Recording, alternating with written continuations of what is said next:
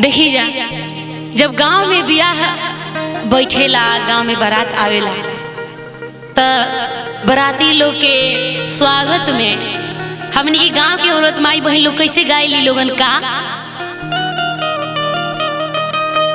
निंदिया के मातल दुल्हा की झुकी झुकी जाई है। सब सखी लोग मिलके पहुना के गरियावेली लोगन का निंदिया के मातल दुल्हा की झुकी झुकी जाई है। कहाँ बाड़ी सासु सुहागी, कहाँ बाड़ी सासु सुहागी, पर छू जमाई है।